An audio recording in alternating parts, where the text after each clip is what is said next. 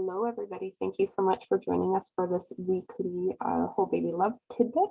This one's going to be a little bit different. I would be liking to start a series more geared towards breastfeeding support, just common problems that come up with breastfeeding.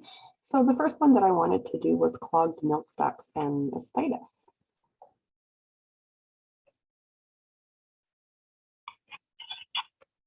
Are you getting breast pain while breastfeeding your baby unless milk is coming out from your breast?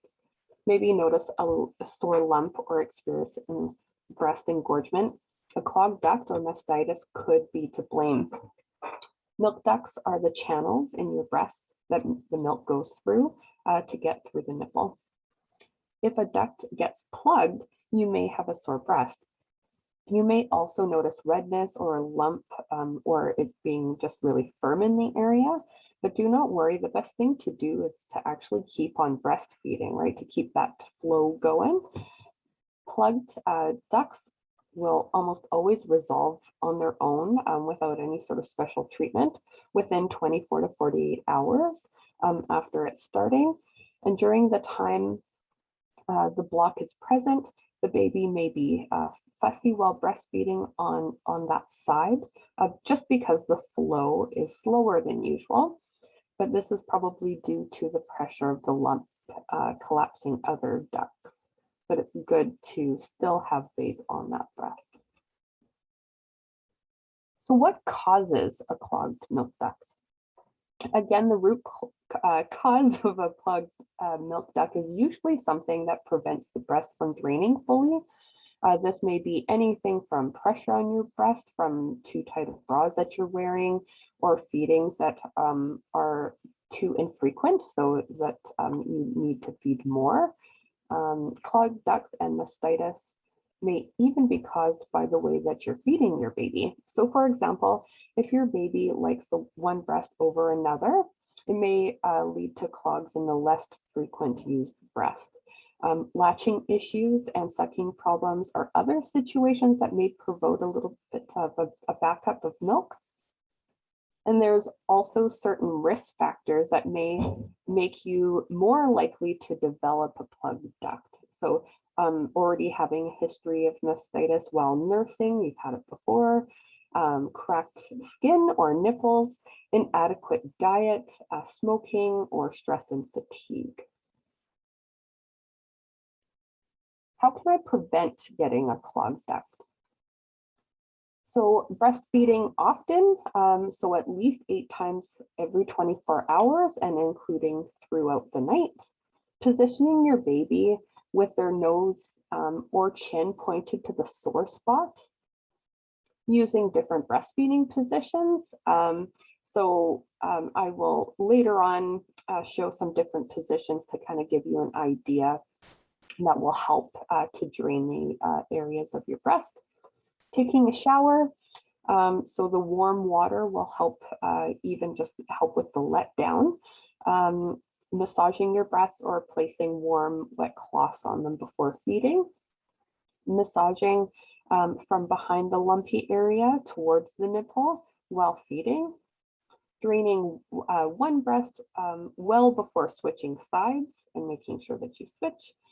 And expressing milk, which I will put a link to a video that will show you how you can hand express if you want to. And ultimately, of course, if this persists, you don't really see any change within the 24 to 48 hours to phone your healthcare provider or phone HealthLinks. Painful breast and flu-like symptoms, so that would be what mastitis is. If you feel like that you're getting the flu and your breast is still firm, if it's hot, swollen, red, or painful, contact your healthcare provider right away. You may have an infection that would need antibiotics, and neither the infection nor the antibiotics will harm your baby. And your milk will still be safe for them to drink. And once again, it will help deal with the clogged duct and the mastitis. and take the antibiotics as directed, well, you can do the following. So breastfeeding, expressing or pumping often. So once again, at that 8 times, average within the 24 hours, including at night. Breastfeeding on the sore side first. And if it's too sore, of course, you can switch, just as long as your milk lets down, so it's able to gather a little bit. So positioning your baby with their nose or chin pointed to the sore area. And once again, I'll show you a description to that. And ensuring your baby has a good latch and is feeding well, so that it's not a shallow latch. I'll also have a video that will be linked in the description as well, just to make sure that, that the flow is working well for you. So here's some examples of the helpful feeding positions. So once again, just remembering that what you're looking for when you're wanting to unplug a blocked duct is that make sure that baby's chin is towards the blockage. So for the image over to your left side, it will actually kind of show you like if where the red spot is towards like where the nipple is. And how you are using your breastfeeding position and how it will work with you to try and unplug it. So what else can I do to help a plugged duct? So apply wet or dry heat to the affected area and remove any dried milk secretions around the nipple. Just by soaking with plain warm water. Fill a basin with warm water and lean over to soak your breasts and massage the area gently while that it's warm, and then see if your baby will nurse. Use gentle breast massage on any hard lump areas while your baby is feeding. Massage gently above the plug duct and then hand express behind your nipple. Try to feed your baby on the affected side first.